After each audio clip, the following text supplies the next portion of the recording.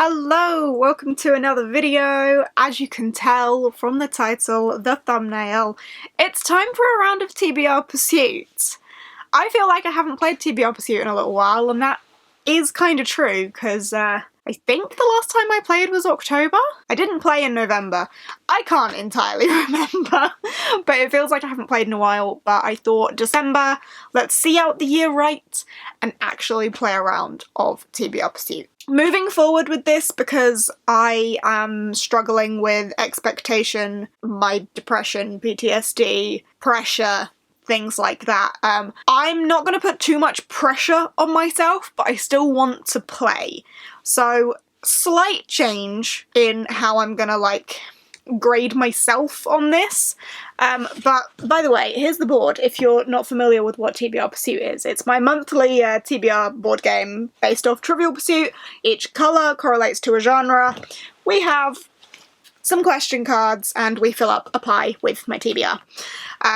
But yeah, normally I do 6 rolls, 6 books. If I don't fill all 6, I get a punishment roll. Because I didn't play last month, I'm not giving myself any sort of punishment, so if the punishment roll comes up, then never mind. However, the slight change I'm going to make is that I can swap books out. As long as it still fits the prompt in some way, I can swap it out. So say I've picked a book that, I don't know, a middle grade with 1 word in the title or something, and I've picked a book for that one, but I'm not really feeling it and something else has caught my attention a little bit more, I can swap out to a different middle grade with a 1 word title. So as long as it still fits the prompt, I can swap. So it's not relaxing it too much, but just gives me a little bit more freedom, a little bit less of a rigid, you must read these 6 particular books, and I don't know how I feel about punishments in general. Maybe we ditch them, maybe the punishment roll needs to be something else rather than adding a book. We'll see. Let me know what you think the punishment roll could be for someone who is struggling with expectation, depression, things like that, and doesn't really want to have more structure and pressure on herself. Let me know what the punishment roll could be. Maybe I have to unhaul a book. I don't know. Let me know. But yeah, December's TBR. There are a couple of readathons going on in December. We have Festive Readathon from Steph Loves. We have Sprintathon from Pris Sprints. Do I know their prompts off the top of my head? No. Am I gonna play TBR Pursuit without thinking about them prompts and then just struggle at the time to fit them in? Yes. Are they my best friends, so they're gonna let me do what I want anyway? Hopefully, yes. Obviously, with it being December, it's festive period, it's gonna be super busy, hopefully I can get some smaller books on here, but also with it being the end of the year, there are some books that I would like to get in before the end of the year, so we'll see if we can do that as well. I think that's everything I have to say in terms of an introduction. Let's just kick it off. Hello, welcome to TBR Pursuit. Let's kick off December. Roll in number 1. 3. I want to kick this off with a blue. I would normally go for a middle grade, but there's no middle grade monthly pick to put on, so I want to go for a blue. Here we are. 1, 2, 3. 1, 2, 3. Because they give me the most choice and I'm feeling chaotic. Right. Fingers crossed. What is a friend's favourite? So blue blank, not genre specific. What is a friend's favourite? I can work with a recommendation from someone. And we have a little blue pie in there. Right, so roll number 1. Went with blues just because I feel like blue in general is gonna give me the most choice. I don't know. So the blue we got, blue blank, not genre specific. What is a friend's favourite? And this worked out very well actually, because the last book on my top 10 priority TBR for the year is The Bone Season by Samantha Shannon, and this happens to be Ashley's favourite book, so I'm glad it's the one left over from that. But I need to read this before the end of the year to fill my top 10 priority TBR. It's the one left, so perfect. I don't know too much about this other than I know that Ashley loves it a whole heck of a lot, and it follows a young girl called Paige, who I believe is a clairvoyant in a world where clairvoyance is illegal, and she ends up in some sort of like underground clairvoyant society, and it gets weird. A powerful dream walker, whatever that means, operating in the Seven Dials district of London, leads a double life, hiding her secret gift from her father. Yeah, double life, being an illegal clairvoyant in London. We'll see what I think of this. I don't know what my expectations are, but my, like, top 10 priority TBR, like, all of those have been pretty successful, so hopefully we like this one too. But yeah, it's Ashley from a Frolic Through Fictions fave, so works nicely. Thanks, Ashley. Roll number 2. Punishment, I don't have any of those. 2.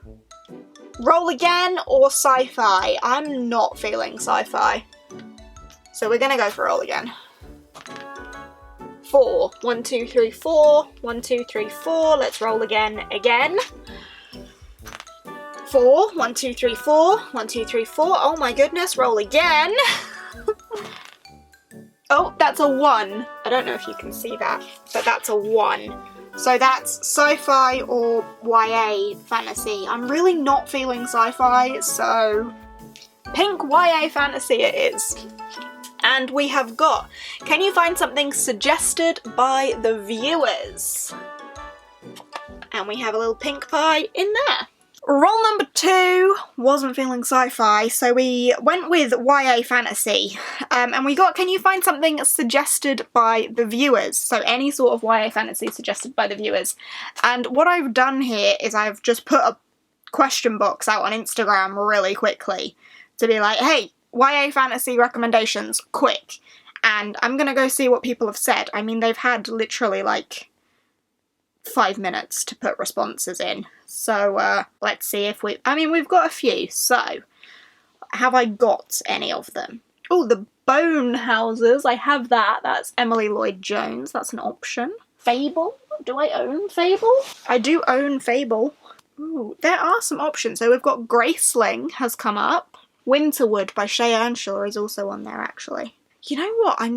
I'm thinking Winterwood, you know. It's wintry. Here we go. I've grabbed Winterwood by Shea Earnshaw. Who did this recommendation come from? Miss Quinn. Thank you. Do I know much about this? Absolutely not. Is it beautiful? Yes. Be careful of the dark, dark wood. Rumoured to be a witch, only Nora Walker knows the truth. She and the Walker woman before her have always shared a special connection with the woods, and it's special connection that leads Nora to Olivia, the same boy who disappeared from the camp for wayward boys weeks ago, and in the middle of the worst snowstorm in years. He should be dead, but here he is, alive and left in the woods with no memory of the time he had been missing. Ooh. Witchy, wintry, woodsy. Okay. YA fantasy recommended by the viewer, Miss Quinn. Thank you. We're going for Winterwood by Shea Earnshaw. Alright, roll number 3. Punishment. I don't have any of them. 3. 1, 2, 3. Blue blank. 1, 2, 3. Roll again. Chaos. 1, 2, 3. Come on. Blank. What have we got? What book has a beautiful cover? Nice and vague. Loving it. And we have a blue pie in there. Roll number 3. Back to the blue. What book has a beautiful cover? Very vague. I could have picked any number of books for this. However, to be kind to myself, I picked the smallest one I could find, and have gone with The Summoner's Cry by Anna C. Reese. This is a self-published novella. A dark fantasy novella, apparently. It doesn't look too dark.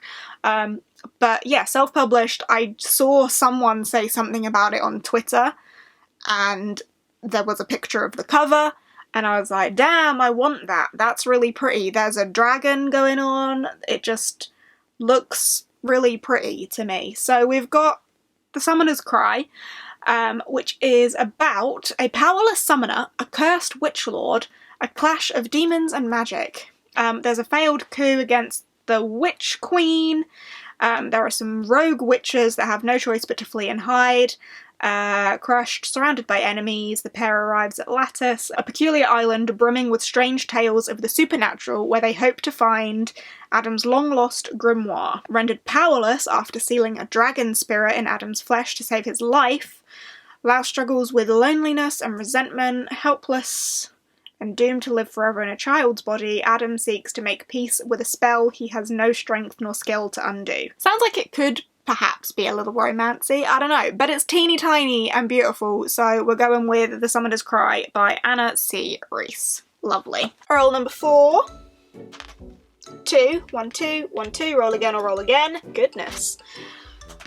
3, 1, 2, 3, sci-fi, 1, 2, 3, blue blank. Are we just gonna get a shit ton of blues? Maybe. 1, 2, 3, blue blank. We have got...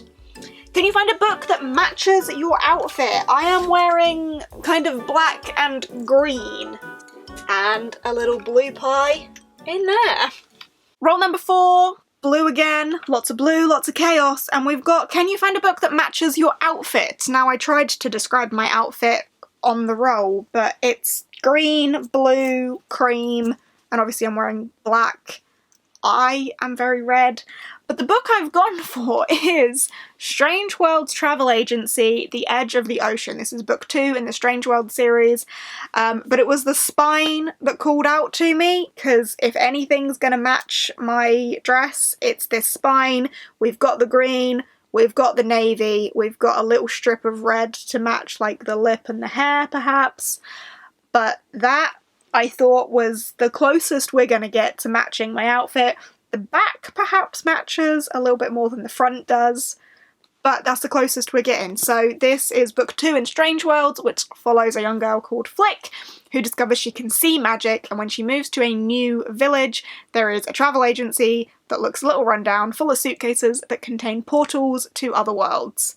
And she can travel through these portals, and she can see that magic is leaking, and she needs to work out how to save the magical worlds before everything collapses and save the Strange Worlds Society. This is book 2, so I don't know much more about it than that, but I'm excited to continue.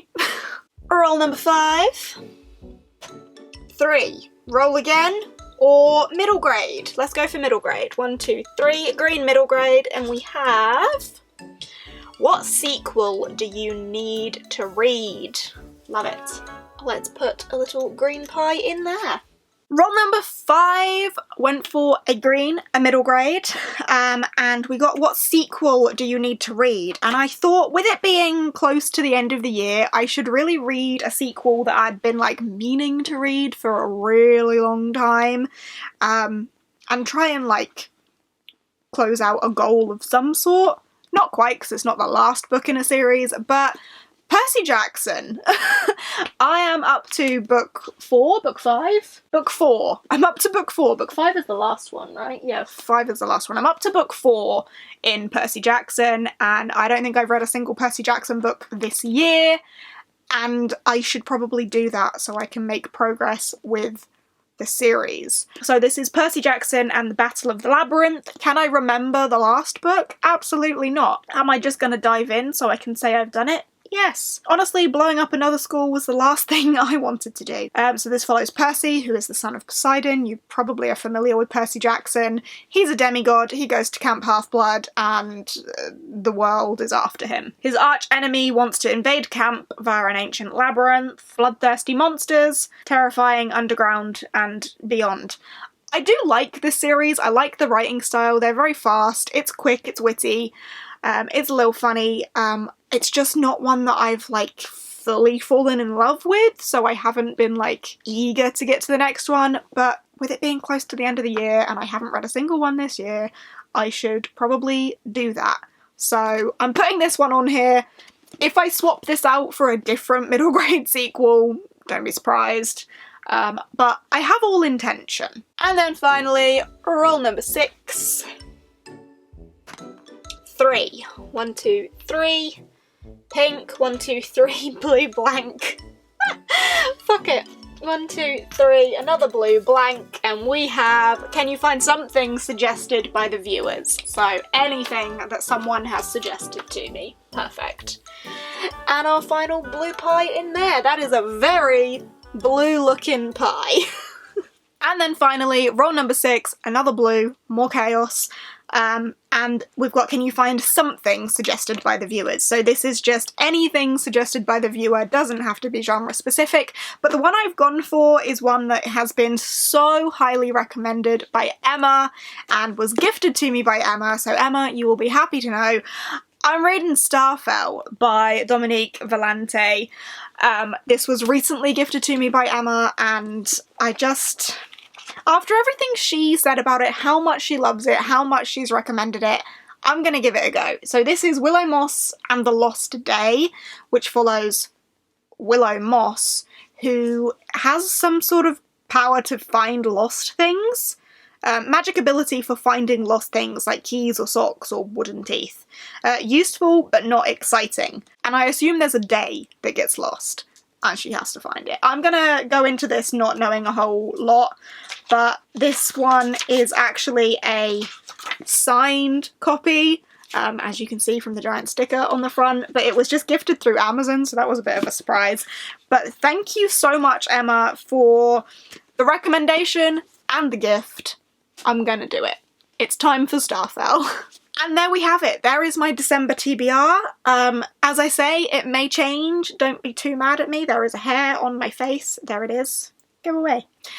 Don't be too mad at me if it does change, but it will fit the prompts at least. And I will somehow try and squeeze these into Sprintathon and Festive Readathon somehow, or get Steph and Pris to just let me off because they love me. But yeah, let's stack these up. That seems doable.